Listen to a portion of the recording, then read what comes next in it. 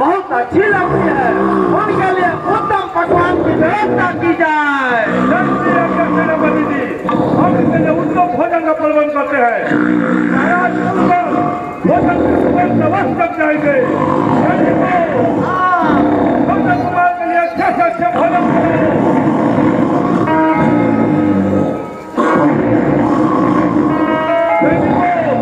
जाओ, कुमार के लिए सुगंधित भोजन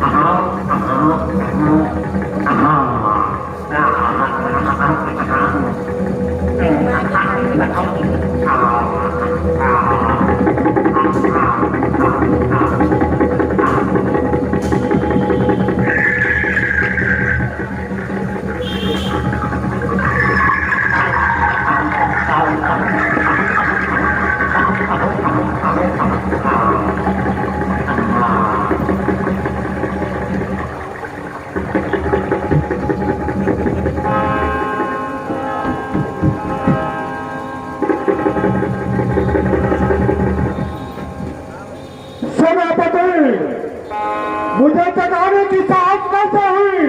क्या लंकापति रावण सुरक्षित है?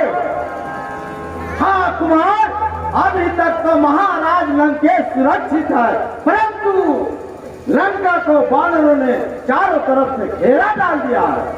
वानरों ने घेरा डाल दिया है? महाराज बाली से हमारी संधि थी। हाँ कुमार, महाराज बाली मारा गया और उसके छोटे भाई सुग्रीव और अयोध्यापति के पुत्र राम ने लंका को चारों तरफ से घेर दिया है। सभी बंदर पूरे अयोध्या के तरफ से घेर दिए हैं। मैं आपको वचन देता हूँ कि मुझे भैया से भेंट करने की अभी तुमको सूचना देता हूँ। भैया को सूचित करो कि उसका छोटा भाई कुंभकर्ण तुमसे मुलाकात करना चाहता है। जय श्री आज्ञा।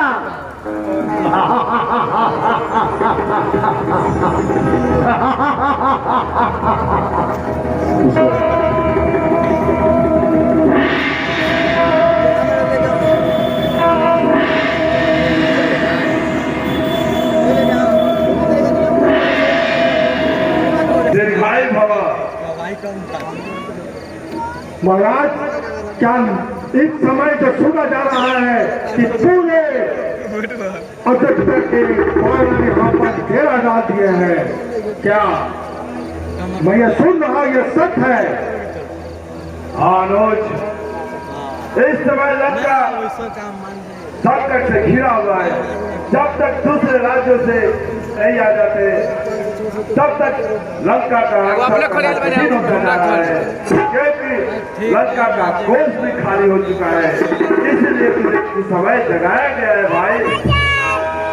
क्या आपके बेटे से कुछ नहीं हुआ? जब मैं सैक युद्ध में गया था, उसने मुझे निहत्था करके छोड़ दिया। मेरा वध कर दिया होता तो मुझे कोई दुख नहीं होता, लेकिन उसने निहत्था करके छोड़ दिया और बोला कि मैं निहत्थे पर भार नहीं करता और मैं कौन से अवतार देकर उस सीता के पास भी जाऊंगा। इसलिए मुझे लगाना आवश्यक हो चुका है भाई। महाराज, तीनों लोगों का विजेता रावण आज श्रीहीन, शक्तिहीन और मानहीनों का रह गया। फिर भी आपने नहीं सुना कि वास्तव में श्री राम कौन है? कुंभकर्ण!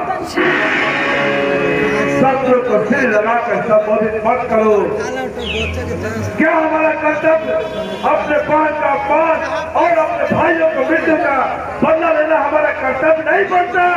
हाँ, जिस प्रकार आज मुझे उठाया है, अगर उसी प्रकार उस दिन उठाए रहते तो मैं आपको बताता कि बदला कैसे लिया जाता है। यह समय शास्त्र सुनाने का नहीं है।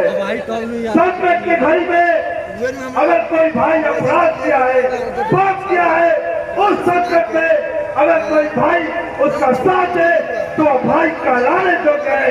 अगर ऐसी दुर्दशा तुम्हारी है तो जाओ फिर से सो जाओ।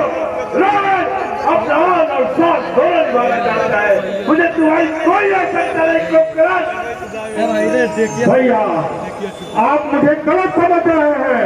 मैं आपका छोटा भाई हूँ और छोटे भाई की जीते जी बड़े भाई को कोई घटना घट जाए तो धिक्कार है आप पर। हम आपको वचन देते हैं भैया, अब आप जो की चिंता भूल जाइए। मैं आपको वचन देता हूँ कि आज सूर्यास्त होने से पहले उन दोनों वनवासियों का सिर काटकर लंका के गलियों में पैरों से ठोकर मारता हूँ। परंतु क्या? परंतु भैया, अगर वो इस युग में एक राजा है तो मैं आपसे निवेदन करता हूँ कि कभी भी मैं उनका पीछा नहीं छोड़ूंगा। मैं उनके सामने कभी झुकूंगा नहीं, कभी पीठ नहीं दिखाऊंगा। मैं आपको वचन देता हूँ, अपने भाई की आन बान और शान के लिए हंसते हंसते मर जाऊंगा, मैं कभी भी उसका। भाई कुंभकर्ण, तुम राक्षस जाति की लाख हो। हमें तुम पर पूरा भरोसा है कि तुम्हारे सामने बंदर सिर्फ खाने के लायक ही बचेंगे। जाओ उस बंदरों और भालुओं का भक्षा करके तुम विजय श्री होकर लौटो। मैं अभी सेनापति को कहता हूँ और तुम्हारे लिए शत्रुओं की सेना तैयार करे। नहीं भैया, मुझे कोई चतुरंगी सेना नहीं चाहिए। मैं इस युद्ध में सिर्फ अकेला जाऊंगा। मेरे साथ होगा शंकर का दिया हुआ त्रिशूल। भैया, अब आप मुझे आशीर्वाद दीजिए और मुझे यहाँ से जाने की आज्ञा दीजिए भैया। जाओ कुंभकर्ण, विजय होकर वापिस आओ।